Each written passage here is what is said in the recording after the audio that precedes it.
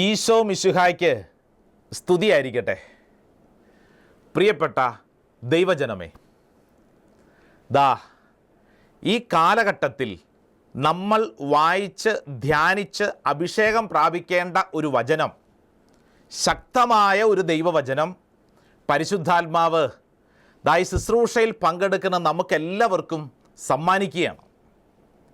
വിശുദ്ധ പൗലോസ്ലീഹ എഫേസർക്ക് എഴുതിയ ലേഖനം 1-ാം അധ്യായം 7-ാം തിരുവചനം. സാധിക്കുന്ന എല്ലാവരും വിശുദ്ധ ഗ്രന്ഥം തുറന്ന് നമ്മൾ ഒരുമിച്ച് വായിച്ച് അഭിഷേകം പ്രാപിക്കുന്നു. Saint Paul's letter to Ephesians chapter 1 verse 7. വചനത്തിൽ ഇങ്ങനെ നമ്മൾ വായിക്കുന്നു: അവിടുത്തെ കൃപയുടെ സമൃദ്ധിക്കൊത്ത് നമുക്ക് ക്രിസ്തുവിൽ പാപമോചനവും അവൻ്റെ രക്തം വഴി രക്ഷയും കൈവന്നിരിക്കുന്നു. ഒരിക്കൽ കൂടെ വായിക്കാം: അവിടുത്തെ കൃപയുടെ സമൃദ്ധിക്കൊത്ത് നമുക്ക് ക്രിസ്തുവിൽ പാപമോചനവും അവൻ്റെ രക്തം വഴി രക്ഷയും കൈവന്നിരിക്കുന്നു. പ്രിയപ്പെട്ടവരെ, യേശുവിൻ്റെ രക്തം നമുക്ക് രക്ഷ നൽകുന്നു. യേശുവിൻ്റെ രക്തം നമ്മുടെ ജീവിതത്തിൽ ശക്തമായ അഭിഷേകമായി മാറുന്നു.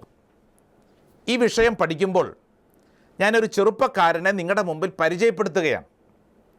വർഷങ്ങൾക്ക് മുമ്പ് ബോംബെയിൽ താബോർ ധ്യാന കേന്ദ്രത്തിൽ ശുശ്രൂഷ ചെയ്യുമ്പോൾ അവിടുത്തെ ഒരു യുവജന ധ്യാനത്തിന് വന്ന ഒരു ചെറുപ്പക്കാരൻ, ബോംബെയിൽ പഠിച്ച് വളർന്ന ചെറുപ്പക്കാരനാണ്.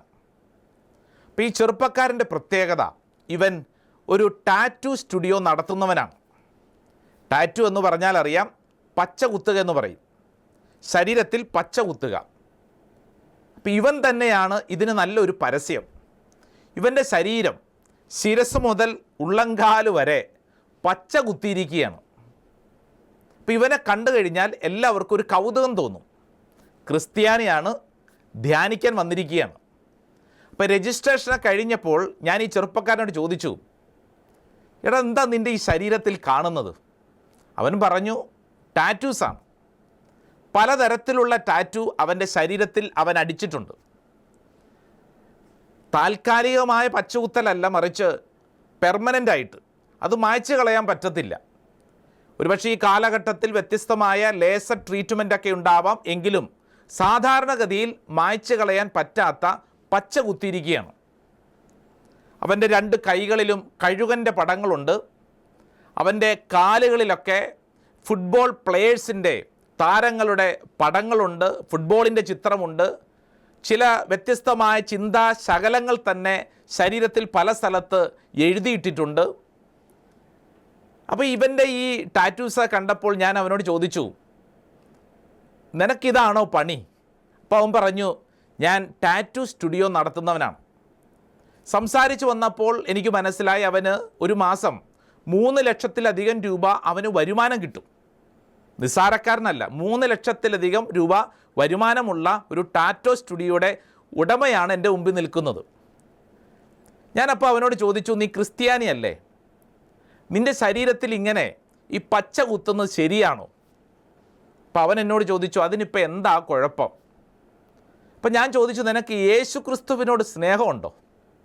അപ്പോൾ അവൻ പറഞ്ഞു, ഉണ്ടല്ലോ. അപ്പം ഞാൻ പറഞ്ഞു, നിൻ്റെ ശരീരത്തിൽ ഈശോയുടെ പടമൊന്നും കാണാനില്ലല്ലോ. ഫുട്ബോൾ കളിക്കാരുടെ ഉണ്ട്, കഴുകൻ്റെ ഉണ്ട്, മറ്റു പലതും ഉണ്ട്, ഈശോയുടെ ഒന്നും കാണുന്നില്ലല്ലോ. അപ്പോൾ അവൻ ഉടനെ തന്നെ അവൻ്റെ ഈ ഷർട്ടിൻ്റെ ബട്ടൺസ് അവൻ അഴിച്ചു.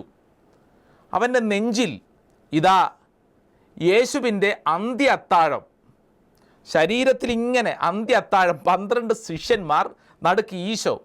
അവൻ പറഞ്ഞു, ഇതല്ലേ എനിക്ക് യേശുവിനോടുള്ള സ്നേഹം. അപ്പം ഞാൻ പറഞ്ഞു, നിനക്ക് അത്രമേൽ സ്നേഹമാണോ?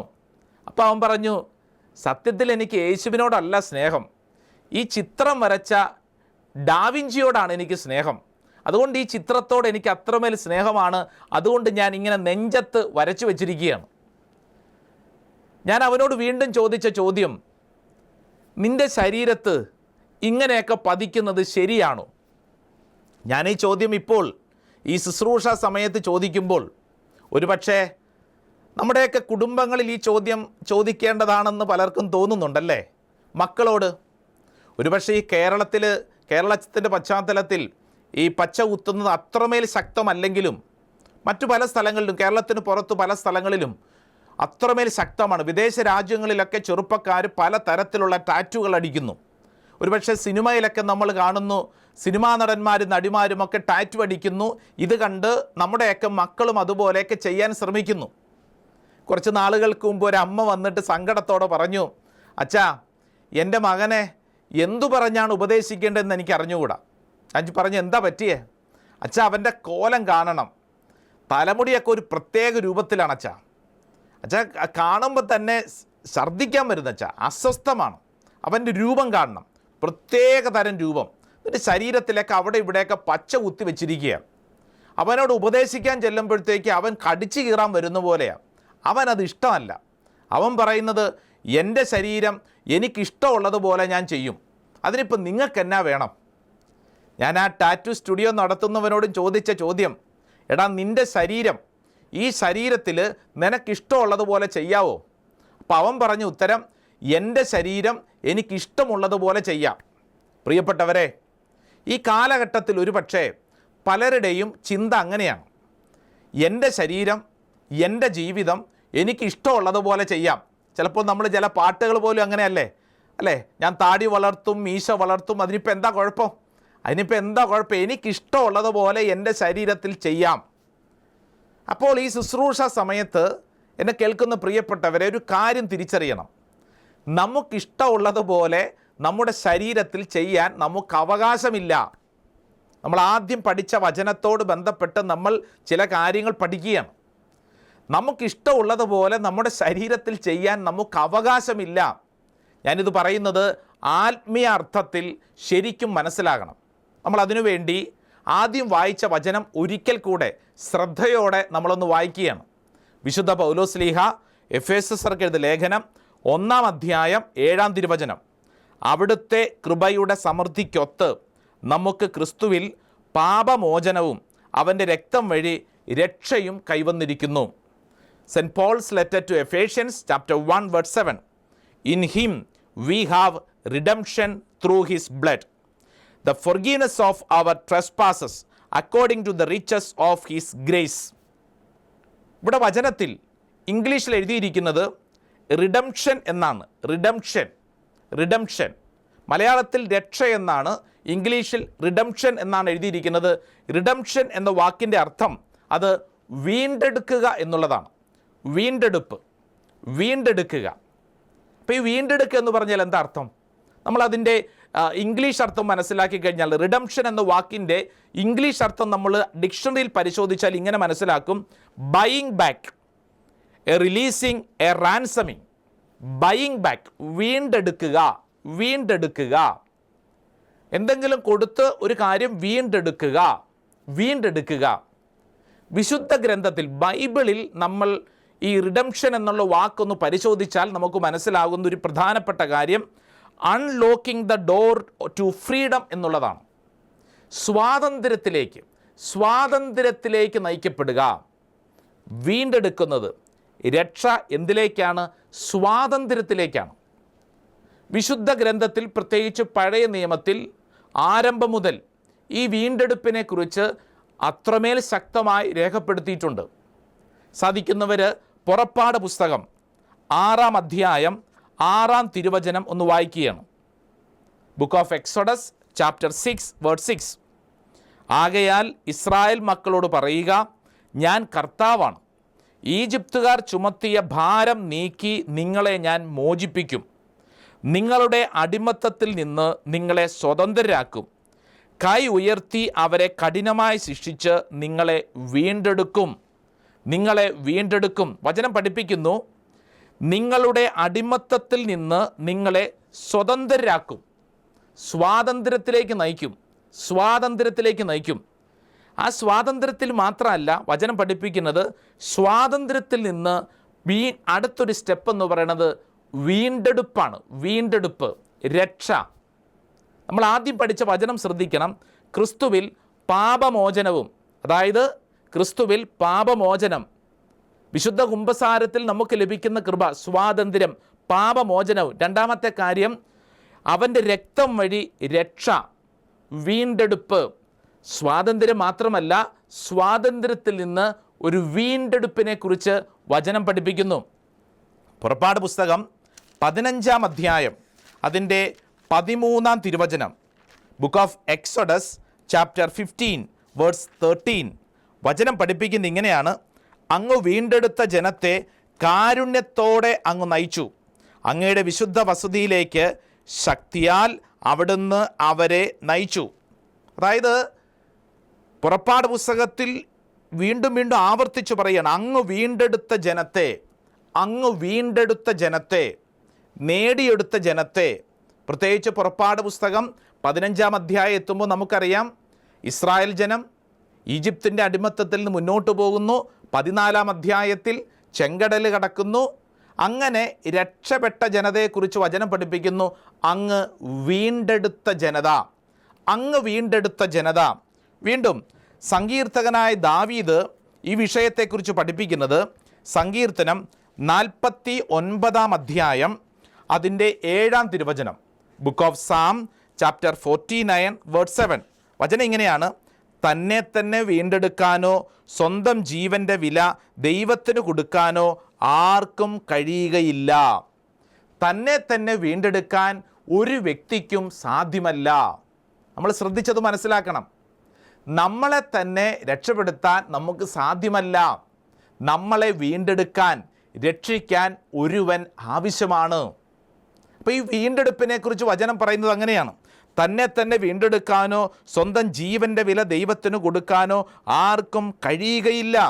എന്നിട്ട് സങ്കീർത്തകൻ തന്നെ വീണ്ടും പഠിപ്പിക്കണം, 49-ാം അധ്യായം 15-ാം തിരുവചനം: എന്നാൽ ദൈവം എൻ്റെ പ്രാണനെ പാതാളത്തിൻ്റെ പിടിയിൽ നിന്ന് വീണ്ടെടുക്കും, അവിടെ നിന്നെ സ്വീകരിക്കും. അതായത് എനിക്ക് എന്നെ തന്നെ വീണ്ടെടുക്കാൻ പറ്റില്ല, നിങ്ങൾക്ക് നിങ്ങളെ തന്നെ വീണ്ടെടുക്കാൻ പറ്റില്ല. നമ്മളായിരിക്കുന്ന അവസ്ഥയിൽ നിന്ന് അടുത്ത ഒരു മേഖലയിലേക്ക് ഉയരാൻ നമുക്ക് പറ്റില്ല. എന്നാൽ സങ്കീർത്തനം നമ്മുടെ മുമ്പിൽ 49-ാം അധ്യായം 15-ാം തിരുവചനം പറയുന്നു, എന്നാൽ ദൈവം എൻ്റെ പ്രാണനെ പാതാളത്തിൻ്റെ പിടിയിൽ നിന്ന് വീണ്ടെടുക്കും, അവിടുന്ന് എന്നെ സ്വീകരിക്കും. പാതാളത്തിൻ്റെ പിടിയിൽ നിന്ന് അവിടുന്ന് എന്നെ വീണ്ടെടുക്കും. നമ്മളിത് വായിച്ചു വരുമ്പോഴത്തേക്ക് യെശയ്യാ പ്രവാചകൻ ഈ വിഷയത്തെക്കുറിച്ച് നമ്മളോട് പറഞ്ഞിരിക്കുകയാണ്. യെശയ്യായുടെ പ്രവചനം 44-ാം അധ്യായം, യെശയ്യായുടെ പ്രവചനം 44-ാം അധ്യായത്തിൽ നമ്മൾ വായിക്കുന്നത്, ഇതാ ദൈവം തന്നെ തന്നെ വീണ്ടെടുക്കുന്ന, അതായത് നമ്മളെ തന്നെ വീണ്ടെടുക്കാൻ പറ്റില്ല, പക്ഷേ ദൈവം നമ്മുടെ ജീവിതത്തിൽ ഇടപെടുന്നതിനെക്കുറിച്ച് അത്രമേൽ ശക്തമായി ഇതാ യെശയ്യാ പ്രവാചകൻ രേഖപ്പെടുത്തിയിരിക്കുകയാണ്. യെശയ്യായുടെ പ്രവചനം 44-ാം അധ്യായം അതിൻ്റെ 22-ാം തിരുവചനം: കാർമേഘം പോലെ നിൻ്റെ തിന്മകളെയും മൂടൽമഞ്ഞ് പോലെ നിൻ്റെ പാപങ്ങളെയും ഞാൻ തുടച്ചു നീക്കി, എന്നിലേക്ക് തിരിച്ചു വരിക, ഞാൻ നിന്നെ രക്ഷിച്ചിരിക്കുന്നു. അതായത് നമ്മുടെ പാപങ്ങളെല്ലാം ഇതാ ദൈവം പറയുകയാണ്, ഇതെല്ലാം തുടച്ചു നീക്കി. എന്നിട്ട് ദൈവം വിളിക്കുകയാണ്, എന്നിലേക്ക് വരിക, ഞാൻ നിന്നെ രക്ഷിച്ചിരിക്കുന്നു, ഞാൻ നിന്നെ നേടിയെടുത്തിരിക്കുന്നു, ഞാൻ നിന്നെ വീണ്ടെടുത്തിരിക്കുന്നു. പ്രിയപ്പെട്ടവരെ, ഈ റെഡീംഡ്, അതായത് നിന്നെ ഞാൻ ഇതാ നേടിയെടുത്തിരിക്കുന്നു, ഇംഗ്ലീഷിൽ രക്ഷിച്ചിരിക്കുന്നു എന്നുള്ളതിന് പകരമായിട്ട് വീണ്ടെടുത്തിരിക്കുന്നു എന്നാണ് പറയുന്നത്. വീണ്ടെടുത്തിരിക്കുന്നു.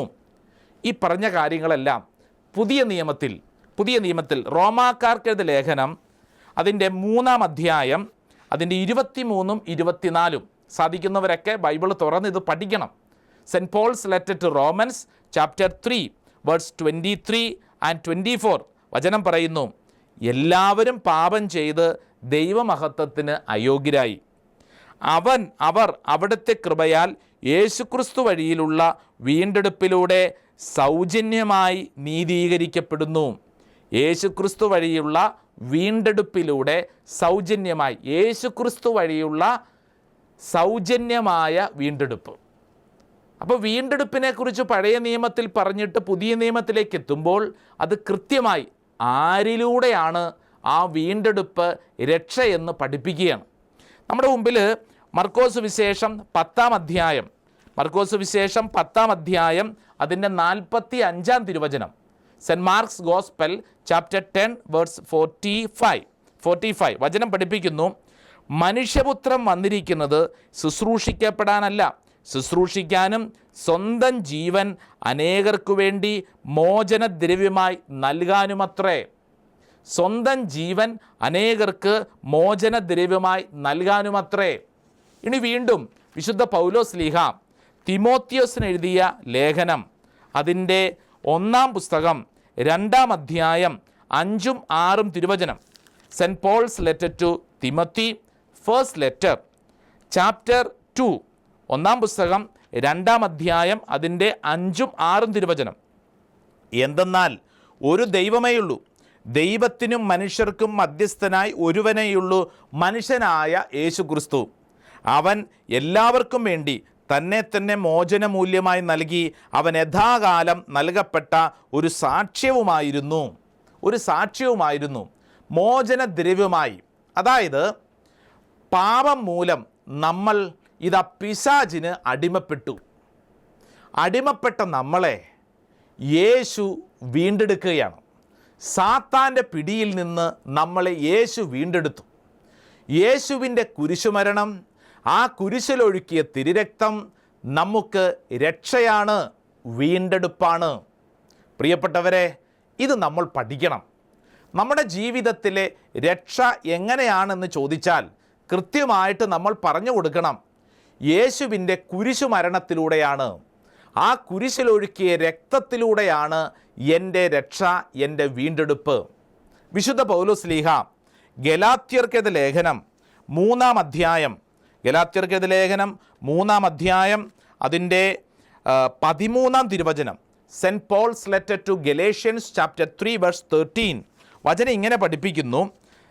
അതായത് ക്രിസ്തു നമ്മെ പ്രതി ശപിക്കപ്പെട്ടവനായി തീർന്നുകൊണ്ട് നിയമത്തിൻ്റെ ശാപത്തിൽ നിന്ന് നമ്മെ രക്ഷിച്ചു. എന്തെന്നാൽ മരത്തിൽ തൂക്കപ്പെടുന്നവൻ ശപിക്കപ്പെട്ടവനാണെന്ന് എഴുതിയിരിക്കുന്നു. ക്രിസ്തു നമ്മെ പ്രതി ശപിക്കപ്പെട്ടവനായി തീർന്നുകൊണ്ട് നിയമത്തിൻ്റെ ശാപത്തിൽ നിന്ന് നമ്മെ രക്ഷിച്ചു. നിയമത്തിൻ്റെ പൈശാചിക പീഡയുടെ ശാപത്തിൽ നിന്ന് നമ്മെ രക്ഷിച്ചു. അപ്പോൾ ഈ ശുശ്രൂഷയിൽ പങ്കെടുത്തുകൊണ്ടിരിക്കുമ്പോഴത്തേക്ക് നമ്മൾ മനസ്സിൽ ഉറപ്പിക്കേണ്ട വളരെ പ്രധാനപ്പെട്ട സത്യം എന്താ? യേശു കുരിശിൽ നമുക്ക് വേണ്ടി പീഡകളേറ്റ് മരിച്ചത് നമ്മുടെ രക്ഷയാണ്. ഒരു പാപം പോലും ചെയ്യാത്ത യേശു നമ്മുടെ പാപം ഏറ്റുവാങ്ങി കുരിശിൽ മരിച്ചു. ആ കുരിശു മരണമാണ് നമ്മുടെ രക്ഷ. കുരിശിൽ നിന്നൊഴുകുന്ന തിരുരക്തമാണ് നമുക്ക് വീണ്ടെടുപ്പുണ്ടായത്. പ്രിയപ്പെട്ടവരെ, ഇതൊരു വലിയ ആത്മീയ സത്യമാണ്. അപ്പം നമ്മളെക്കുറിച്ച് ചിന്തിക്കുമ്പോൾ നമ്മുടെ നിലനിൽപ്പ്, നമ്മുടെ ശരീരം ആരുടേതാണ്? ചോദ്യം അതാണ്. നമ്മുടെ ശരീരം ആരുടേതാണ്? നമ്മൾ യേശു വിലക്കെടുത്തവരാണ്. നമ്മളെല്ലാവരും യേശുവിനാൽ വിലയ്ക്ക് വാങ്ങപ്പെട്ടവരാണ്. നമ്മൾ നമ്മുടെ സ്വന്തമല്ല. നമ്മളെല്ലാവരും യേശു വിലക്കെടുത്തതാണ്. യേശു വില കൊടുത്തു വാങ്ങിയതാണ് നമ്മൾ ഓരോരുത്തരും. നമ്മുടെ ശരീരം നമ്മുടെ സ്വന്തമല്ല. ഇത് പഠിപ്പിക്കുന്നത് വീണ്ടും വിശുദ്ധ പൗലോസ്ലീഹ കൊറിന്ത്യർക്ക് എഴുതിയ ലേഖനം 6-ാം അധ്യായം അതിൻ്റെ 19-20 തിരുവചനം. സെൻറ്റ് പോൾസ് ലെറ്റർ ടു കൊറിന്ത്യർക്ക് എഴുതിയ 1-ാം ലേഖനം അതിൻ്റെ 6-ാം അധ്യായം അതിൻ്റെ 19-20 തിരുവചനം. വളരെ പ്രധാനപ്പെട്ട തിരുവചനമാണ്. ഒരുപക്ഷെ പലർക്കും കാണാതെ അറിയാവുന്ന വചനമായിരിക്കും അല്ലേ? അത് നമുക്ക് വായിക്കാം. വചനം ഇങ്ങനെയാണ്: നിങ്ങളിൽ വസിക്കുന്ന ദൈവദത്തമായ പരിശുദ്ധാത്മാവിൻ്റെ ആലയമാണ് നിങ്ങളുടെ ശരീരമെന്ന് നിങ്ങൾക്കറിഞ്ഞുകൂടെ? വളരെ പ്രസക്തമായ ചോദ്യം. നിങ്ങളിൽ വസിക്കുന്ന ദൈവദത്തമായ പരിശുദ്ധാത്മാവിൻ്റെ ആലയമാണ് നിങ്ങളുടെ ശരീരമെന്ന് നിങ്ങൾക്കറിഞ്ഞുകൂടെ? നിങ്ങൾ നിങ്ങളുടെ സ്വന്തമല്ല. നിങ്ങൾ നിങ്ങളുടെ സ്വന്തമല്ല. ഞാൻ എന്നോട് തന്നെ പറയേണ്ട കാര്യം, ഈ കാണുന്ന എൻ്റെ ശരീരം ഇത് എൻ്റെ സ്വന്തമല്ല. ഇത് യേശുവിൻ്റേതാണ്. യേശു വിലക്കെടുത്തതാണ്. എന്നെ ശുശ്രൂഷയിൽ പങ്കെടുക്കുന്ന ഓരോരുത്തരും ഈ വചനം പഠിക്കണം. ആത്മീയ അർത്ഥത്തിൽ ഇത് മനസ്സിലാക്കണം. നിങ്ങളാരും നിങ്ങളുടെ സ്വന്തമല്ല. നമ്മളൊക്കെ അഭിമാനിക്കുന്നത് എന്താണ്? എൻ്റേതാണ്. എന്നാൽ തിരുവചനം നമ്മളെ പഠിപ്പിക്കുന്നു, നമ്മൾ നമ്മുടെ സ്വന്തമല്ല. എന്നിട്ട് വചനം ആവർത്തിക്കുന്ന ഇങ്ങനെയാണ്, നിങ്ങൾ വിലയ്ക്ക് വാങ്ങപ്പെട്ടവരാണ്, ആകയാൽ നിങ്ങളുടെ ശരീരത്തിൽ ദൈവത്തെ മഹത്വപ്പെടുത്തുവിൻ. നിങ്ങൾ, ഞാൻ വിലയ്ക്ക് വാങ്ങപ്പെട്ടവരാണ്. അതുകൊണ്ട് എന്ത് വേണം? ശരീരത്തിൽ ദൈവത്തെ മഹത്വപ്പെടുത്തണം. ശരീരത്തിൽ ദൈവത്തെ മഹത്വപ്പെടുത്തണം. ഒരുപക്ഷേ നമ്മൾ പലരും മറന്നു പോകുന്ന രഹസ്യമാണ് ഇപ്പോൾ ഈ സമയം പരിശുദ്ധാത്മാവ് ഓർമ്മപ്പെടുത്തുന്നത്. തോന്നുന്നത് പോലെ നിൻ്റെ ശരീരത്തെ ഉപയോഗിക്കാനുള്ളതല്ല എന്നർത്ഥം. നിനക്ക് തോന്നുന്നത് പോലെ ചെയ്യാനുള്ളതല്ല. ടാറ്റു അടിച്ച് നിൻ്റെ ശരീരം നശിപ്പിക്കാനുള്ളതല്ല. നിനക്ക് തോന്നുന്ന വൃത്തികേട് കാണിക്കാനുള്ളതല്ല നിൻ്റെ ശരീരം. നിനക്ക് മദ്യപിച്ച് നിൻ്റെ ശരീരത്തിൽ ആവോളം നിറച്ച്, സിഗരറ്റ് വലിച്ച് ആവോളം നിൻ്റെ ശരീരത്തിൽ തിന്മ നിറച്ച്, ആവശ്യമില്ലാത്തതെല്ലാം കണ്ട് കണ്ണിൽ ആസക്തി മുഴുവൻ നിറച്ച്, അങ്ങനെ നമ്മുടെ ശരീരത്തെ മലിനപ്പെടുത്താൻ പാടില്ല.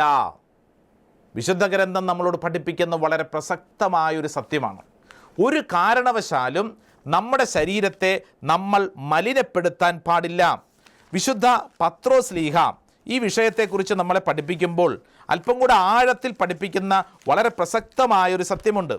പത്രോസ് ലീഹായുടെ 1-ാം ലേഖനം 1-ാം അധ്യായം അതിൻ്റെ 18-ാം തിരുവചനം ഇങ്ങനെയാണ്: പിതാക്കന്മാരിൽ നിന്ന് നിങ്ങൾക്ക് ലഭിച്ച വ്യർത്ഥമായ ജീവിത രീതിയിൽ നിന്ന് നിങ്ങൾ വീണ്ടെടുക്കപ്പെട്ടത് നശ്വരമായ വെള്ളിയോ സ്വർണമോ കൊണ്ടല്ല എന്ന് നിങ്ങൾ അറിയുന്നുവല്ലോ.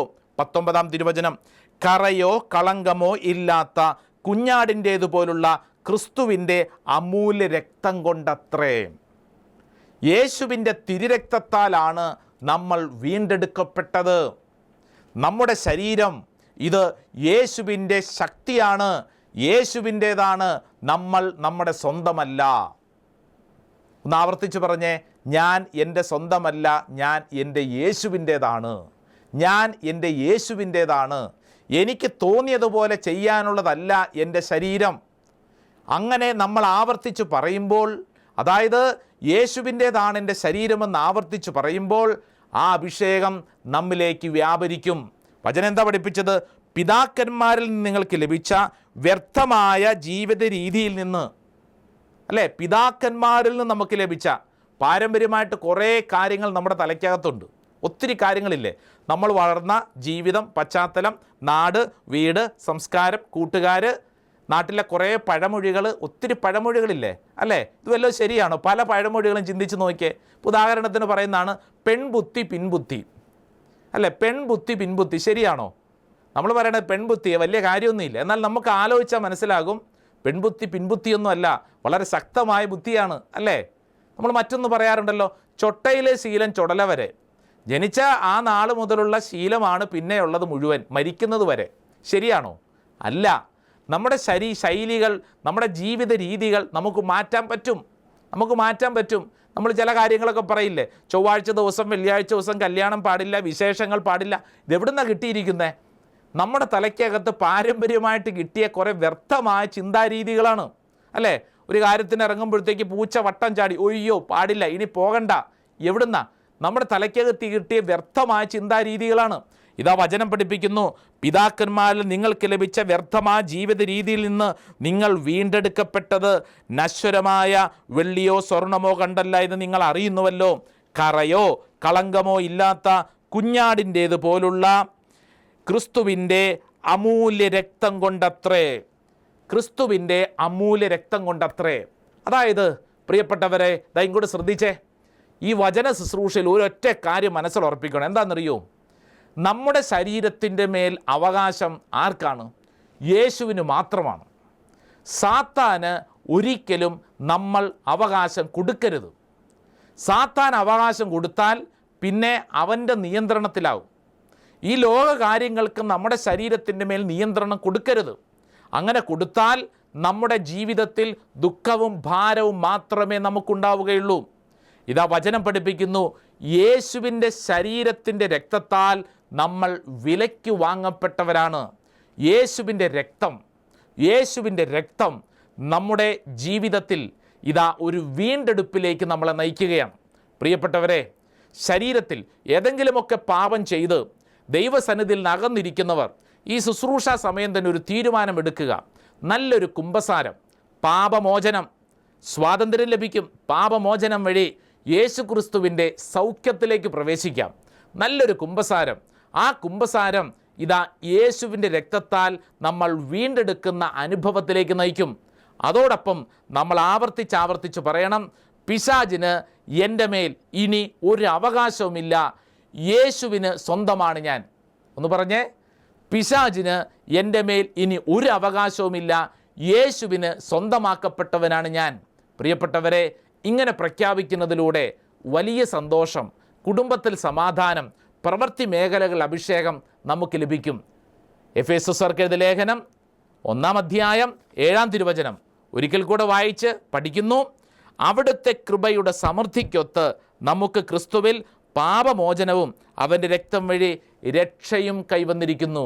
ഈ അഭിഷേകത്തിലേക്ക് പ്രിയപ്പെട്ട ദൈവജനമേ, നമുക്കെല്ലാവർക്കും പ്രവേശിക്കാം. ആമേൻ.